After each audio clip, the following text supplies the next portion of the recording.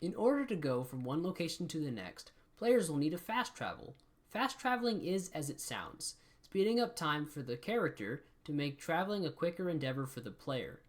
Fast traveling is not just simple teleportation, for events can occur while the player is traveling the wastes. Each location has a perimeter around it, and a special encounter can be triggered when a player enters the zone. It takes a long while for a character to travel the wastes, so there are different methods used to decrease travel times, like perks and vehicles. Let's start out with the world map layout. The world map in Fallout 2 is a 30 by 29 square grid. By foot, it takes 25 hours to cross a desert square and 32.5 hours to cross a mountainous one. In the present world map that I created, available for download in the Google Drive, is only a 20 by 20 square grid, which means the travel time needed to be reduced to account for the smaller map size. Normal walking speed has been reduced to only 18 hours in the desert and 22 hours in the mountains. Next is the Pathfinder perk. The Pathfinder perk reduces the duration of each square by 25% and reduces the amount of travel time for each party member. With Pathfinder, only 14 hours are required to pass a desert square, and only 17 hours are required to pass a mountainous one.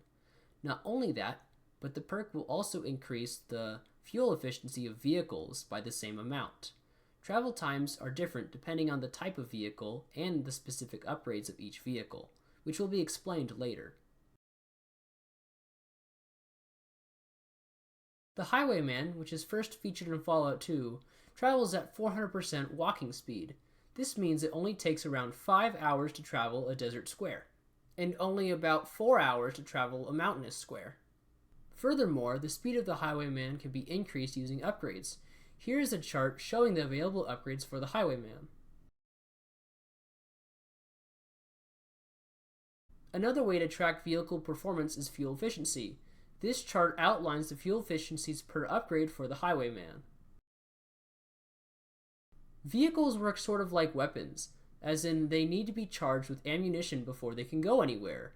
In this case, ammunition are either small energy cells or microfusion cells. The base Highwayman fully charges up using 100 microfusion cells or 200 small energy cells. On a full battery, the base level Highwayman can traverse up to 17 squares on flat desert terrain, which means it takes 8 microfusion cells to travel on a 20 by 20 map grid. In the Unofficial Classic Fallout Tabletop Edition, an additional vehicle is given to the players. It's called the Stinger 700 and it's a motorcycle. The Stinger 700 gives players an additional class of vehicle to aid them in traveling the wasteland.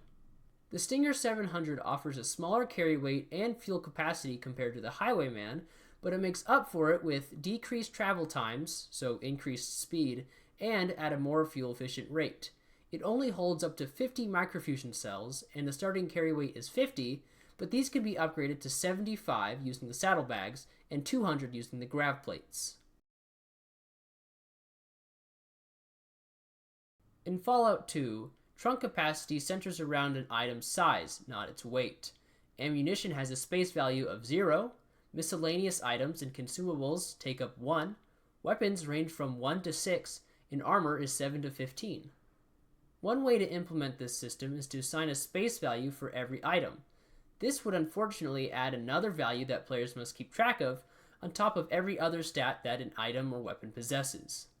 A simplified version of this system would be to track the weight of each item and apply it to the remaining trunk capacity. Changing this system will be more limiting than the base game, however, it would be easier to manually keep track of. For example, the minigun weighs 28 pounds, but its Fallout 2 space value would be 6.